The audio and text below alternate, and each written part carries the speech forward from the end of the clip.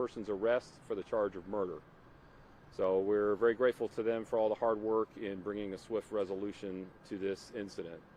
I also want to commend the response of the officers. Our West 7th officers were on scene within a minute of receiving the 911 call and immediately rendered emergency care.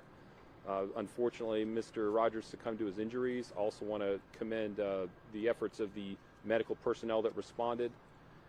And would just like to say also that we recognize that the popularity of the West 7th area means that those who were down there that night also were victimized by this incident. People who are just out looking to enjoy a evening with their friends or family, and their sense of security is shattered by a violent event. We recognize that. We want you to know that we want all of our Fort Worth residents to feel safe to come out and enjoy their entertainment districts. The Fort Worth Police Department has continued to take measures to make sure that we're proactively addressing the level of crowds that occur in West 7th on the weekends. If you're not aware, we have anywhere between 8,000 to 10,000 people on a weekend night, and that's in a 6 square block radius. So it's quite a lot of people in a small space, and so we want to make sure that we have adequate resources. The department has devoted a full-time unit, which is the West 7th Patrol Unit. It's 25 officers that are down there dedicated just to that area, in addition to all the off-duty officers that work that area, in addition to specialized units such as the DWI Enforcement Unit, Gang Unit, Directed Response that give attention to that area as well. So we want the public to know that we are proactive in addressing the safety concerns in that area. We also want to thank the public for their cooperation, assistance in the public in helping to resolve this case quickly. We know that keeping Fort Worth safe is a partnership between our department and our community. So with that, I'll be glad to take any questions that you may have. Do you know whether or not the suspect and the victim knew each other previously before this incident? I'm not able to speak to the level of their relationship. I can tell you that this did arise out of a dispute between the two of them. Can you say anything else other than that? I mean, was this road rage? Was this drugs? I mean, I feel like that's a big difference that our public needs to know. Right, yeah, I hear what you're saying. So this was an incident that occurred on a sidewalk. As I said, it was just an altercation between the two individuals. So the concern out there, was this a random act of violence? No, it wasn't. This was an altercation between those two people. In 2023, your officers confiscated more than 100 guns in the 7th Street District, almost triple the number of guns confiscated in almost every other district. What does that tell you about the work that you guys are doing down there, if anything at all? Well, Scoop, thank you for that question. I think that's a reflection on the great work, the proactive work of the officers that are assigned to that area. The most common picture is to see officers standing on the corner at bar close and helping people get safely home. But what many of our citizens don't see is that leading up to that time, they are out there actively looking for people coming into that area who are bent on causing trouble, who are either involved in gang or drug activity or just carrying illegal weapons. And they've done a great job at filtering out a lot of that activity. And I think that's reflected in the fact that we have not seen an increase in violent crime in that area from last year to this year. Can you speak to the victim and or the suspect? Did any of them have anything to do with any of the businesses, apartments in that area? A bar owner says his understanding is that they had nothing to do with the bar scene at all that evening. In my understanding at this point, and again, I'm speaking off of limited information, we don't have any evidence to connect them to any bars at that time. What kind of tools or evidence led you to identify this suspect, and what can you tell us about it? I don't want to get too much in depth on the specific evidence that led to the identification. As I said, although we do have a warrant, this is still an ongoing investigation. So I can say that we appreciate the assistance of some members of the public as well. Spencer, second deadly shooting in less than 6 months in this area. What's going through your mind? Well, as I said before, one shooting is too many, right? One deadly shooting to that family, that's the only one that matters, and it's a tragedy. The second one, it draws a lot of attention. This is a high-profile area. A lot of people go down there, and it's just going to naturally attract attention. The department continues to take all the proactive measures that we can and creative solutions towards ensuring that people can be safe when they go out for a night on the town. What difference are you looking for the ambassadors who are going to be starting this spring? What difference are you looking for them to make Well, we're hoping that, and for those that may not know, the West 7th Ambassadors Program that he's mentioning is an idea that's been utilized downtown Fort Worth in the entertainment district down there, and we're looking to expand it to the West 7th area. And it just puts more eyes and ears on the street, a visible presence, not just for crime, but just to assist people. They can identify issues that may occur and be in contact with police. It just gives an extra amount of presence to help address problems as they may occur. Do you have a question? With spring break on the horizon and potentially more people coming to visit, do you guys have plans to increase the amount of patrols in that dedicated unit or any extra officers down there? That's a great question.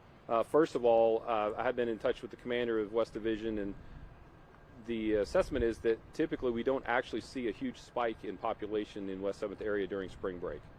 That being said, they are running a overtime detail to get extra officers into the area during that time, just to make sure we have an extra presence available to respond and address any issues.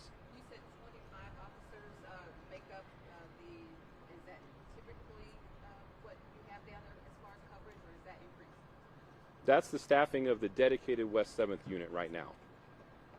So when I was down there this afternoon, I noticed cameras at both ends of the 2900 block of Crockett that were on utility poles. Are those your cameras, the police department cameras, city cameras, and if so, what do those cameras do for you guys? So I'm not sure exactly which cameras you're referring to. I can tell you that we do have over 20 cameras in the area that our real-time crime center is able to monitor.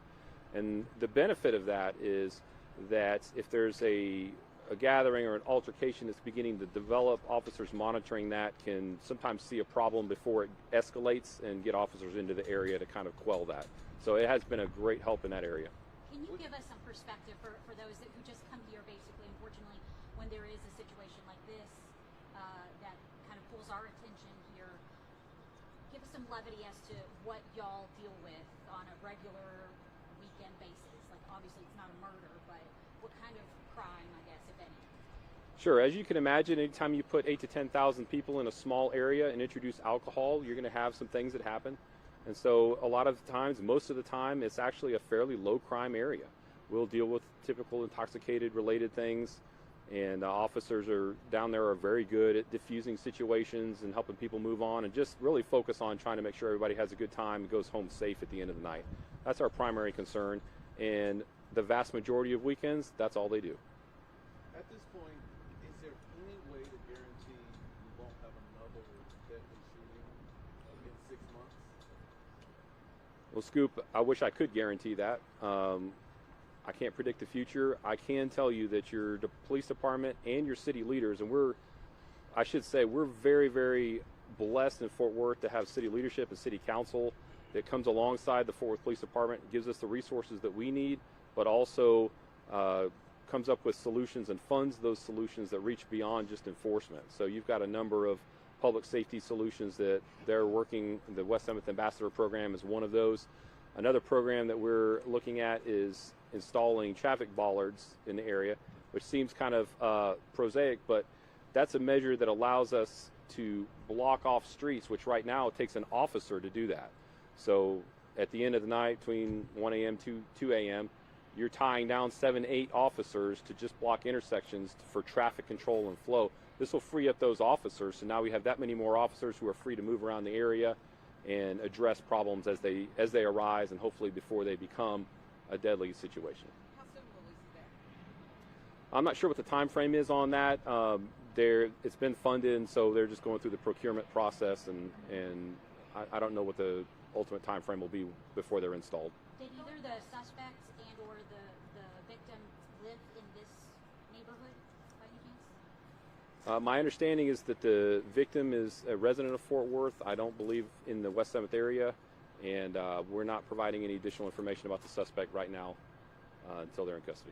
And You're what do not you saying they have been to any establishment there? You're not saying? I don't have any information to that effect, no. Going back to the ambassador program, I understand it still needs to get these necessary signatures to create a bid. What would you say to those stakeholders in the area who are maybe hesitant to invest in this? Well, I think it's incumbent on all of our community, our leaders, our business leaders, our political leaders, and the leaders in public safety to work together. And when we identify a possible solution, it's important to move towards that together as fast as we can. And the Fort Worth Police Department stands ready to assist in that any way we can. Thank you all for coming out. That's all the questions we have for now.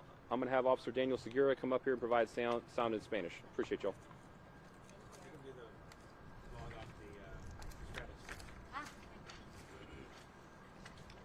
¿Lo quieres hacer ahí también, María?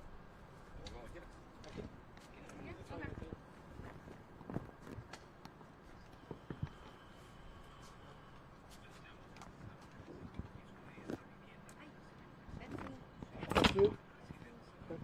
You want to borrow this thing before you get down? Do you mind? No, I'll be out in the parking lot.